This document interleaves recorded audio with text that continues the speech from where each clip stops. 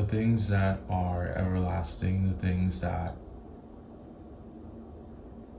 have value that can't be quantified, that are priceless, are the things that should get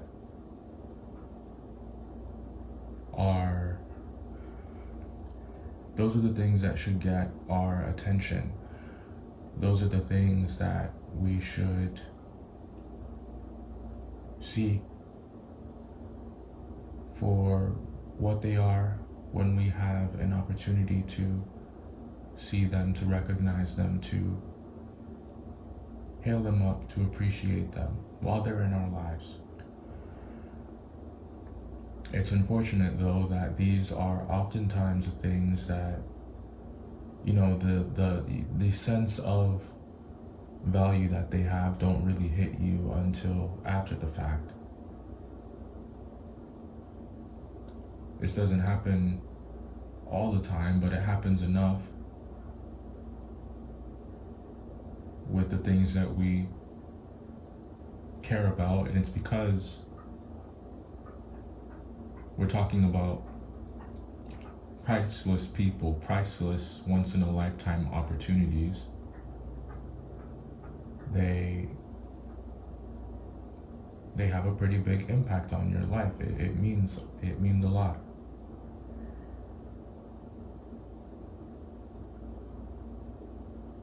So if your focus is not on that, then what is it on?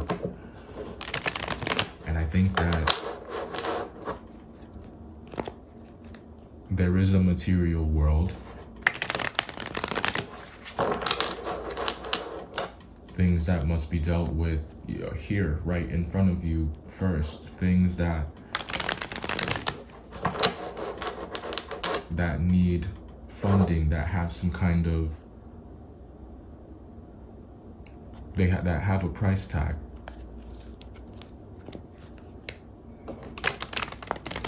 Or some kind of pedigree, some kind of status. And it's almost like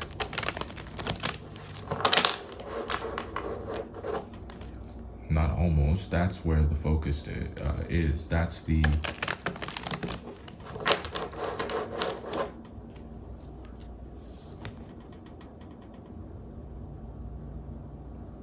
decision that was made. That's the path that was chosen.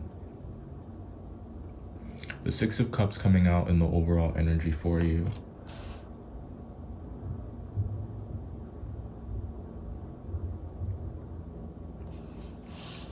So I do think that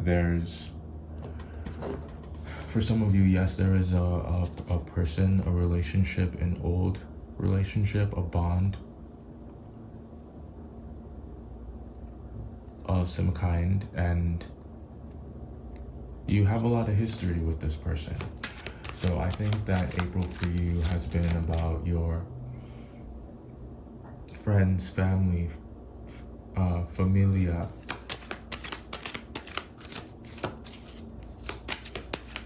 It's been about sharing. It's been about caring.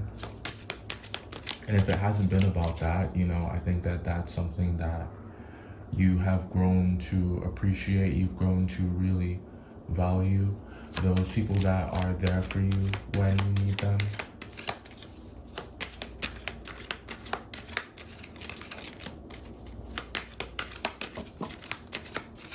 Priceless, right?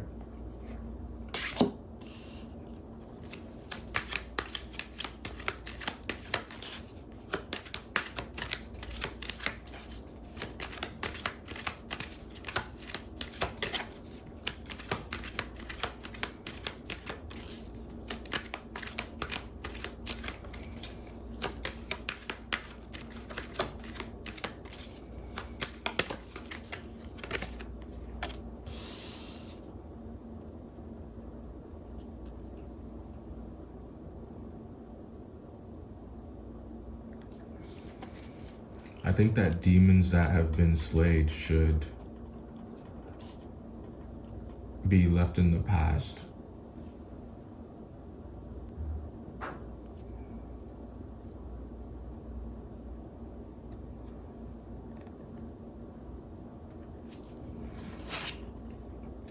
yeah, don't open any new, how do I want to say this?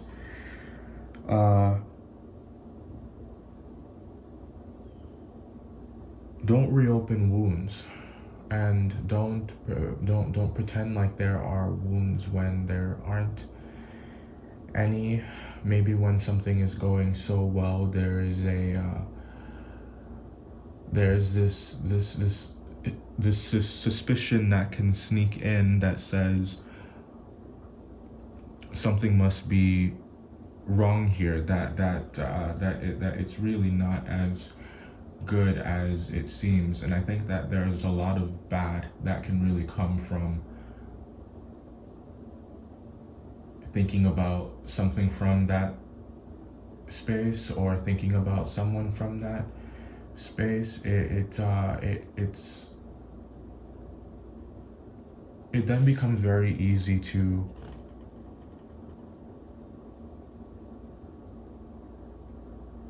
manipulate and to someone's trying to fuck with the narrative.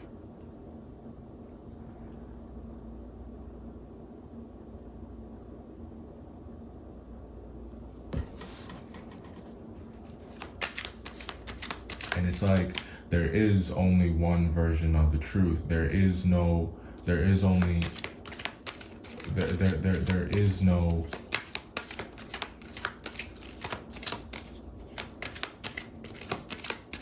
like, there's a lie here.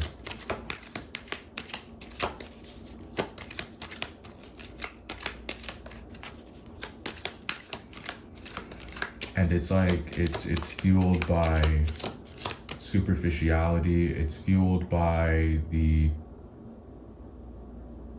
overvaluation of the material, you know, that focus is not on the things that matter, that it's not focused on the ethereal Page of Cups in reverse. It's lacking compassion, it's lacking depth. Five of Swords in reverse. It's a very competitive kind of energy, and the thing about competition, it's you know, it's something that we really must be cognizant of, when it is appropriate to compete and when it isn't, and what it means that you are competing. What are you, what is it that you hope to accomplish? What is it that you hope to gain? There's like,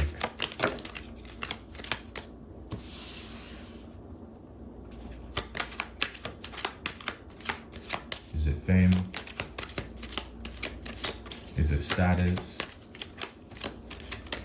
Is it something that kind of goes beyond what you really need to sustain yourself?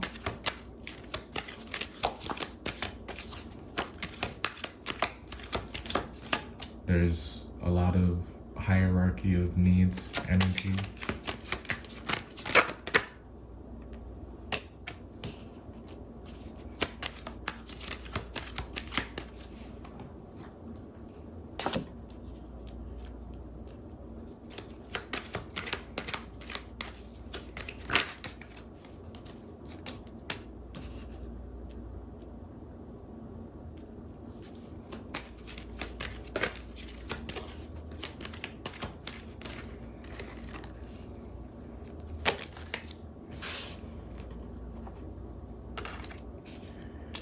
Yeah. We're gonna talk about all these, don't worry. There is a lot here.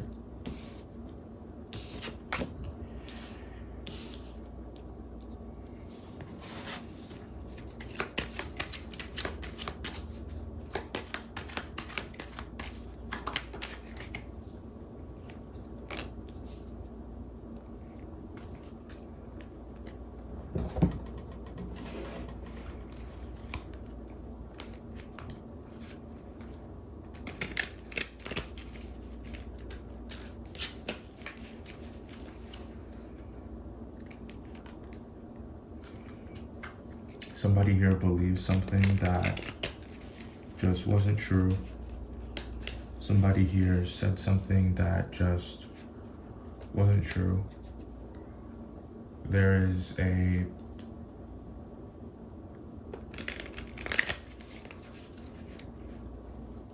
very unnecessary,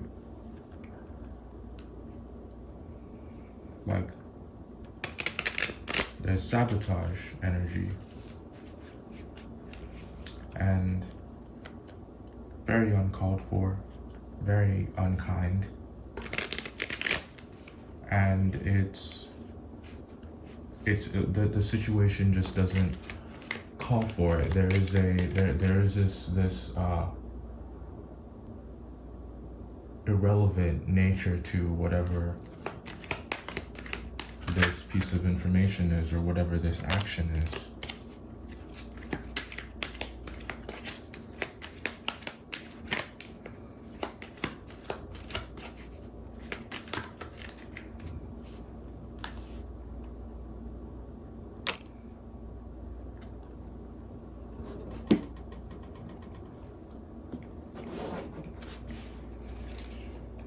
If it's you that's being talked about, Aquarius, if it's you who are being subjected to slander, just know that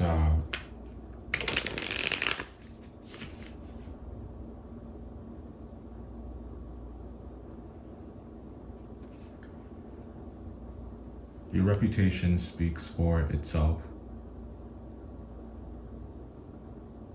Where you are right now speaks for itself. What you're doing right now speaks for itself. What you have the capacity to do is up to you.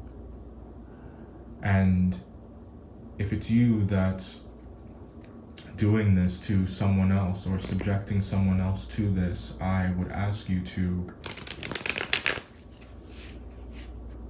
take a good look at your motives. Pause for a moment and take a good look at what you hope to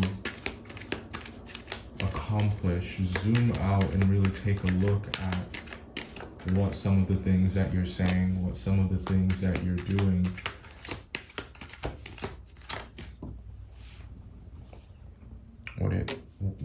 what it means about you, or what it says about you, what it says about what you value, what it says about what your priorities are. And I think that if you are satisfied with that, if you like that,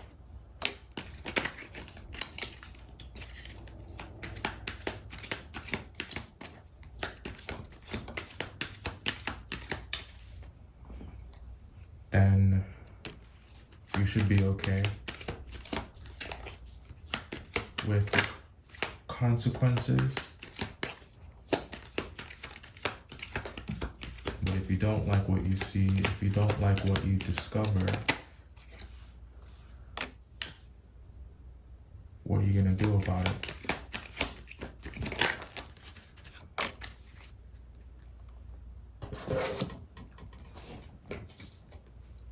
Gaslighting at the bottom of the deck, very appropriate. Some of you could be dealing with a Capricorn. There's Capricorn energy here. The month of May. Someone's name could start with an A, a B, or a C. Courage. It always requires that when we're talking about doing the right thing, when we're talking about doing what's right. You could be dealing with a Leo. Also, I think what would really make someone happy is being forgiven, truly forgiven, and I don't know if that is possible. It's like once trust has been broken, it's one of those things that's very difficult to cultivate. It's one of those things, real trust at least,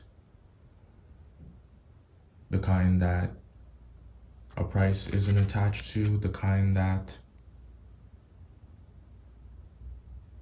You don't have to keep track of, to the kind that you have to, that you don't feel like you have to monitor.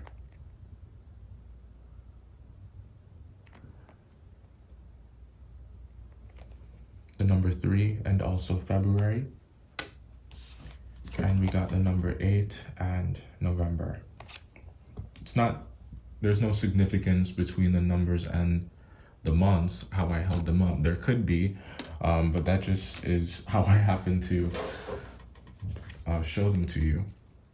So these 2 cards that came out, the first one is Discovery, and the second one here is Innovation. Let's talk about Discovery first. So Egypt could be important. This is, I believe that is Mercury in Sag. Could be Saturn in Sag as well. Just because I can't really make out that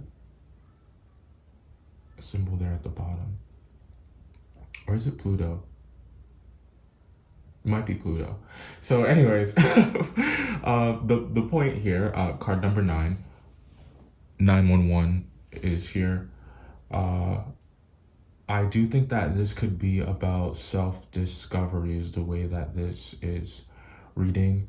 They say that when you travel, you become more, well, of course, you become more aware of other cultures. You become more cultured. You become more open to other ways of living, other ways of loving, other ways of being in the world. So there is a it's an opportunity to expand your way of thinking. It's an opportunity to really get a good look at what other people value, how other people live, and it really broadens your horizons and changes the way that you think about the standard. The way you think about what holds value is the way that this is reading to me intuitively. And I think that it's important to you from a self-discovery standpoint to embrace that, to appreciate that. And then next we got Innovation, Jupiter in Aquarius. Speaking of embracing eccentricity, embracing other ways of doing things, that's what we get with that Aquarian energy.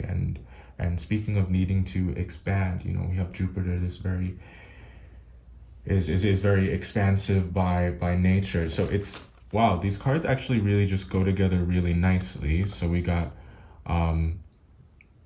Pluto, which I'm pretty sure that's Pluto. Pluto in Sagittarius. Sagittarius is ruled by Jupiter, and we got Jupiter in Aquarius. All this energy really supporting itself and, really just encouraging you to make this transition to expand your mind to what's possible.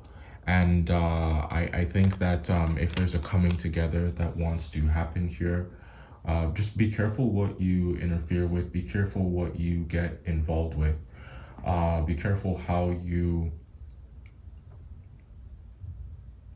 be careful with what you determine has no value, with what you seek to destroy. That's typically what people do with things that they perceive to have no value. They try to get rid of it. So be careful with what you try to get rid of. And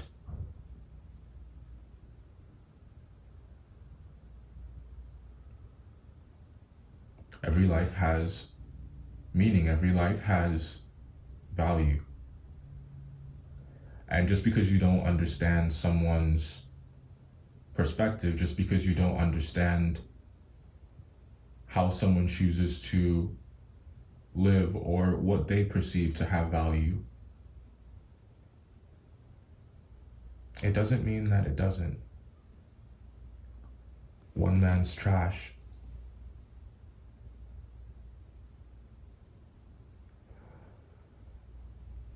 Some of you, I think that you do need to take a look at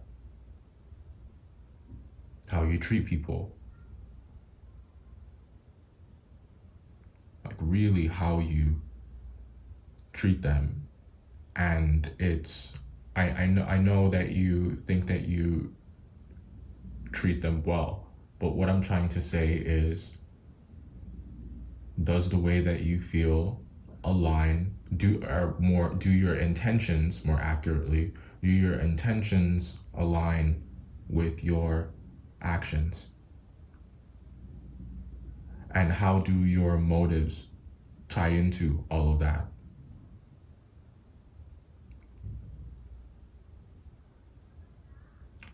This was your reading for April.